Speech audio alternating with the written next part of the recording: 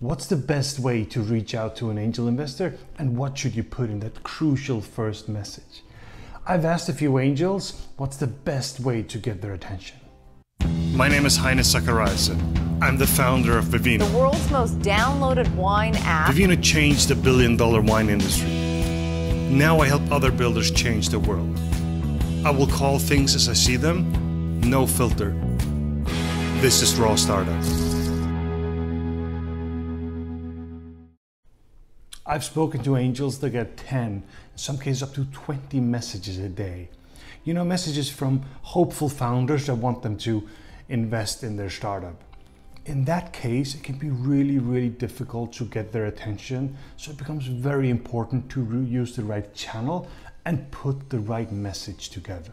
If you don't know how to find an angel investor, I've made a video called 5 ways to find an angel investor. So please check that out. So I've done a bit of research, reached out to quite a few angels, asked them how they prefer to be contacted and what needs to be in that first message to really grab their attention.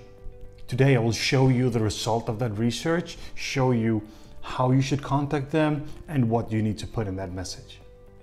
Finally, I got some advice from the angels on what to do and what not to do when reaching out to them for the first time. So I reached out to the angels, asked them to rate the contact methods, 1 being the absolute worst and 5 being the best. This is the result of that research. So here comes the list. We'll start at the bottom. So the worst way you can get in touch with an angel is using Facebook Messenger. It has a score of 1.5 out of 5. So they really don't like this method. I think they find it intrusive. It's more of a private thing, so they really don't like that. My recommendation is not to use Facebook Messenger at all. If it is the only way you can reach an angel, then maybe, but be aware that 80% of the angels said, no, please don't use this method. This is the worst method. So 80%, they pretty much agree this is the worst method. Actually, text message got the same score as Facebook. Again, it's private, intrusive. Don't just text me. So stay away from text messages, only to be used in an emergency.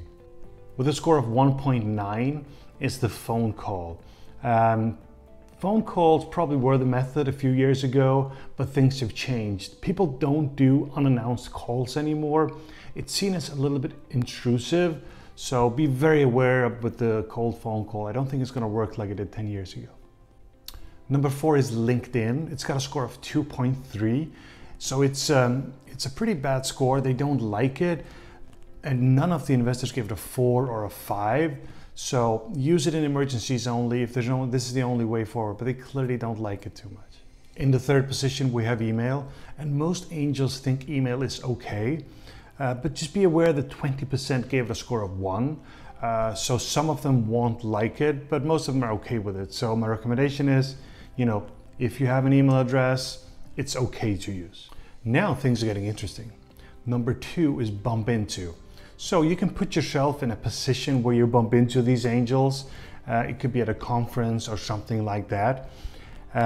Most angels are fine with that. Only a very small group, around 10%, say they don't like this method, but most angels think it's fine. It also takes a little bit of courage to walk onto somebody at a conference, give an elevator pitch with a lot of people around. I think the angel investors like that. And the winner is, no real surprise there, get an introduction from somebody. With a score of 4.6 and 70% of the investors giving it a 5 out of 5, this is by far the best method to get in touch with an angel investor. It will just increase your odds of getting their attention a lot more because now it's been vetted by somebody they know. This can be hard to get, but if there's any way you can get it, this is the right way to get in touch. Okay guys, this is the list. This is how the angel investors would prefer to be contacted. So my recommendation is that you start on top of the list and work your way down. If you can't get an introduction, move to number 2 and so on. I would not activate or actually do more than 2 of the methods. If you do more than that, it can get annoying for the angel investor, and the angel investor might receive 5 messages and think, hey, why is this guy spamming me? So If you sent 2 messages, you haven't received a response, there probably is a reason for that. The angel investor is probably not ready to invest at this point. Now you know how to contact them. Now let's figure out what to put in that first message. The signals from the angels are not as clear as before. They disagree somewhat on what needs to be in there, but let's have a look at the list. We'll start at the bottom. In the 5th position, with a score of 3.4 is traction.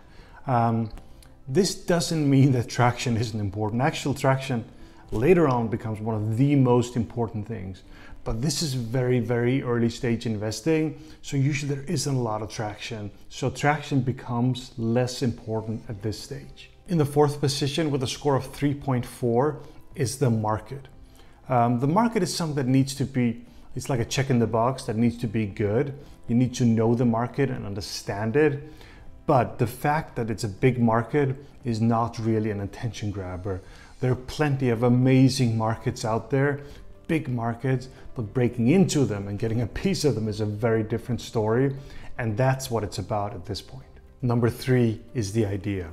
Keep that short and keep it as a lead into what's really important, number 1 and 2 on this list. Number 2 comes product with a score of 4.3. Yes, this is obviously key. Tell the investor about the product, tell the investor about the problem and how your product solves that problem.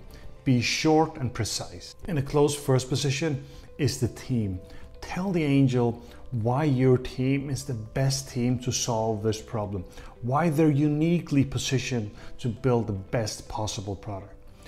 At this stage, the product isn't done, traction isn't there yet. It's all about the faith in the team being able to really kick ass. My recommendation here is that you focus all your energy on team and product. What is the problem? How do we solve it? And who is this amazing team that's going to solve this problem? Why are they so qualified to solve this problem? Finally, I got some great tips from the angels. They were pretty consistent and they had some really good advice for the founders out there. So here's some of the advice. Be short, be precise, be relevant. Make sure you find an angel that's likely to invest in the industry that you're in. And they also kept repeating, hey, get an introduction, talk to the people around me and see if there's a way to get an introduction. That will increase the odds radically.